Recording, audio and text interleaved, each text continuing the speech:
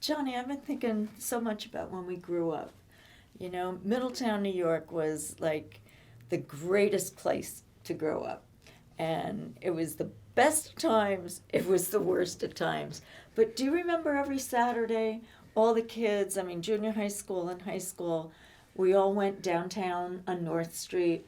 And remember how everybody that could drive would just drive around that one block, round and round and round, 20, 30 times a Yeah, day. yeah, sure. Yeah, all we did was our job was just to hang out. We went out downtown to hang out, and all the girls had curlers in their hair Yes.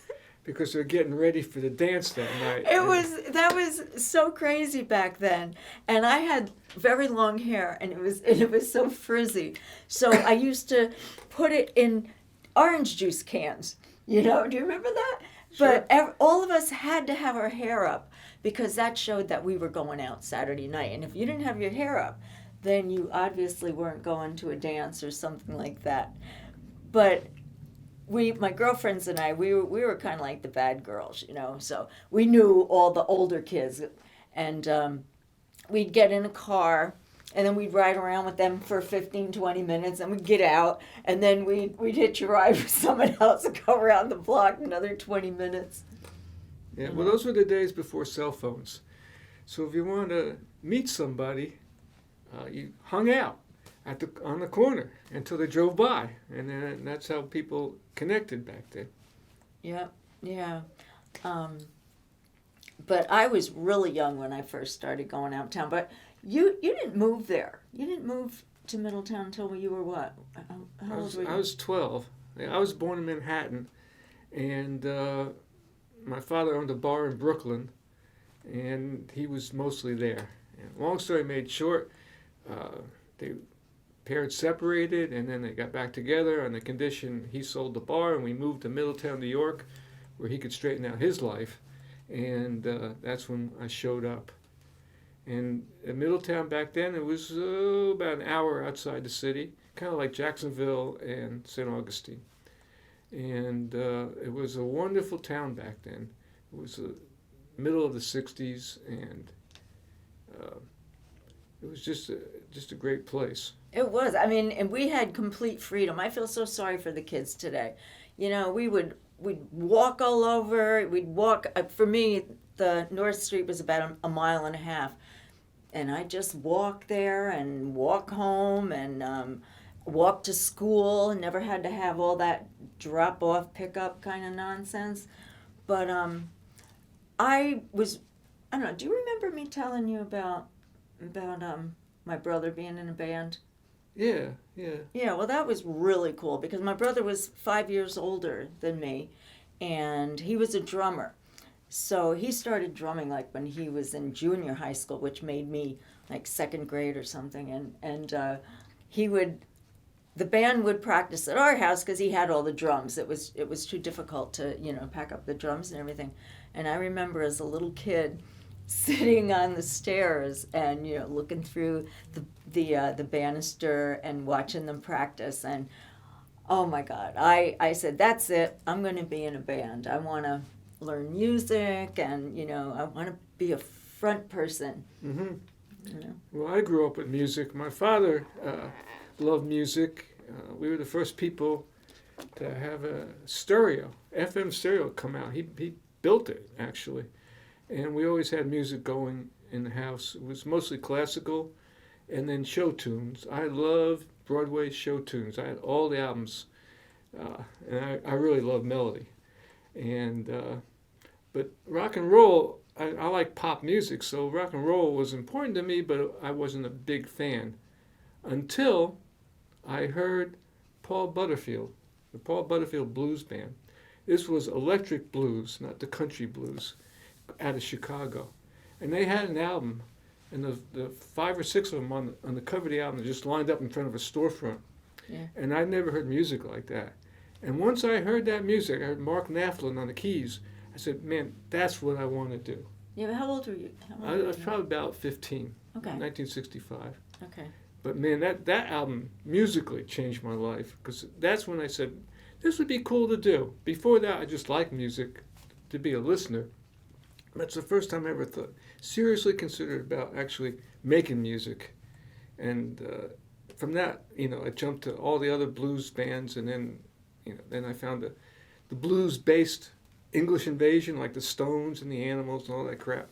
And pretty soon I was hooked. So. Well, 65, because you were 3 grades ahead of me. So we were never in the school at the same time, because junior high went from 7th to 9th grade, and then high school was 10th to 12th. So you were always like out, in the high school when I was in junior high. But anyway, so in 65 I was in 7th grade. And oh my, I loved music. I always loved music. When I was a little kid, I had a little transistor radio, and I'd sleep with it under my pillow and just listen to music all the time. And I had my hairbrush, and I would sing. I was the Shirelles. But back then, and I don't think kids today realize, you had AM radio, and you didn't have FM radio. Which means you just had like the top 20, the top 40. So it was all pop music. That's what I listened to. That's all you heard. Yeah. So when the Stones came out, I mean, all the songs on AM radio. What was it? They could only be 2.5 minutes. Yep. Yeah. So they were really shortened. And then I think it was the first record was the Stones, wasn't it?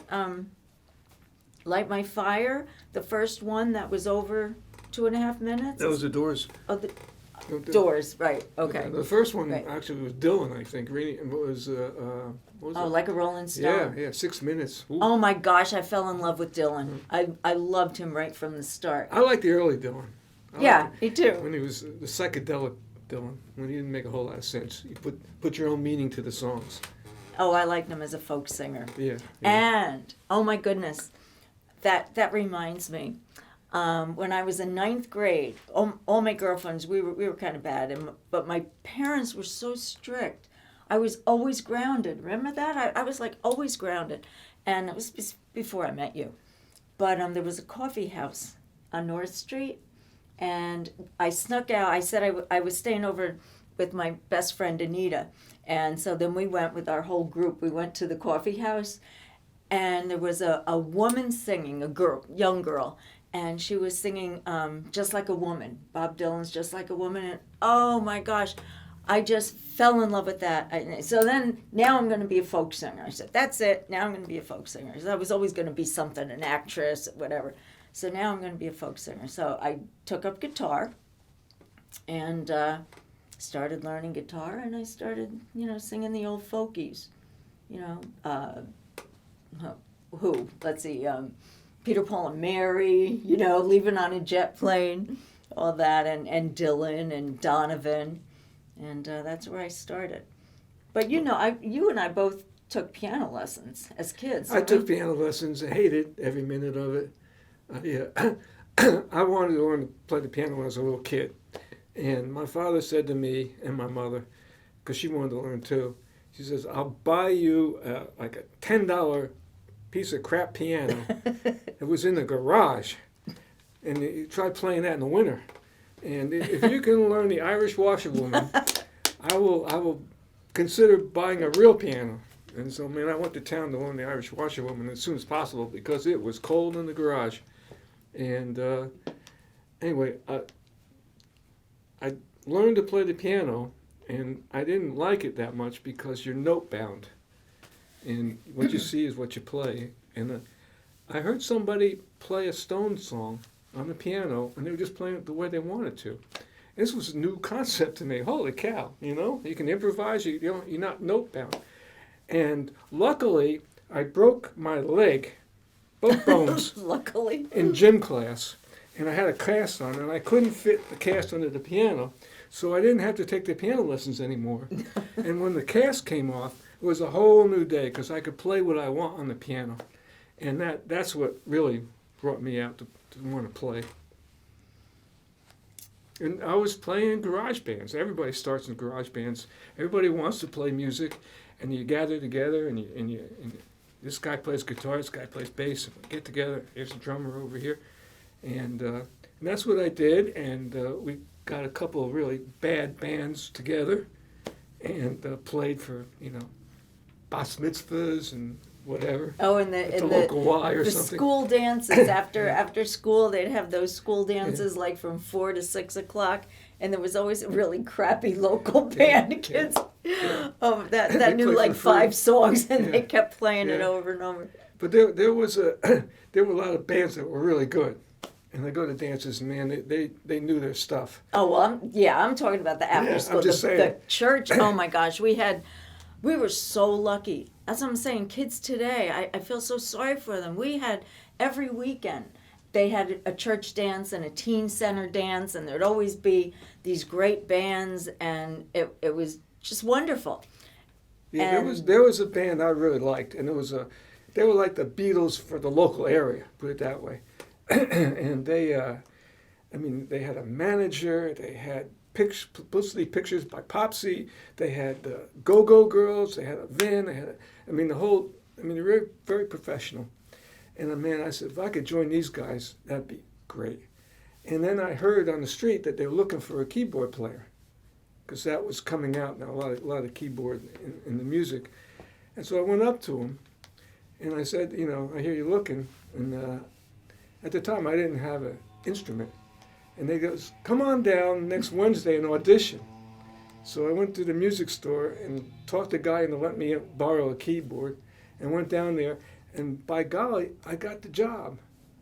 Holy cow! I'm playing in Sapiens. This is like I joined the Beatles or something, And all of a sudden, my star rose big time, and I learned like 100 songs in a week, and from there on, man, I was playing in a real band, making real money, and we didn't have to pay taxes, we didn't pay union dues because we were kind of on the side, and from that point on, man, my life changed considerably. I was doing what I really loved to do, and I was, making a living at it.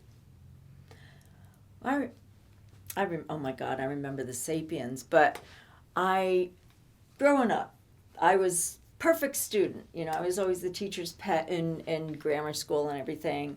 And then when I got to Veraldi, which was our junior high school, and I got in 7th grade, I don't know, I just all of a sudden discovered makeup and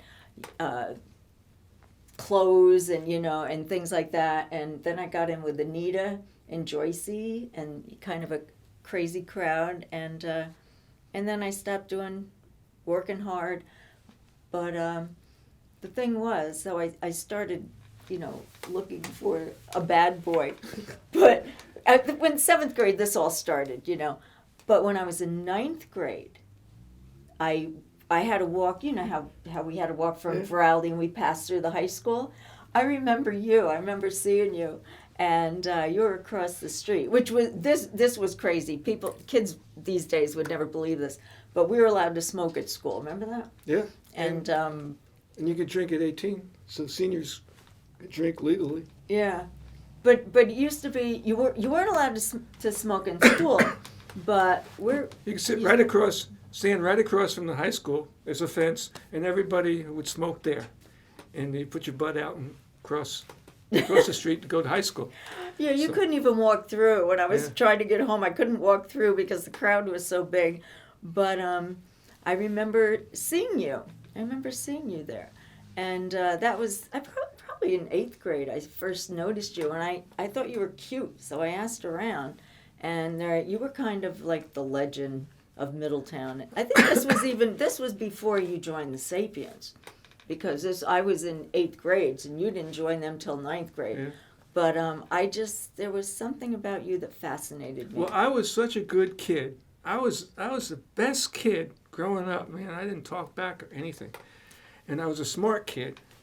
And something happened.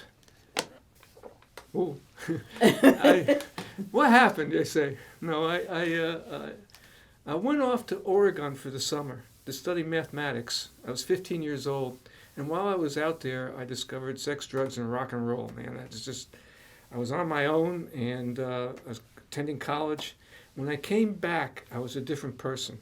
And then the school told me to cut my hair. And I said, I don't think so. First time in my life, I was a good kid. First time in my life I ever said no. And as a result, they put me in detention and suspensions. And detention was every night after school, an hour and a half.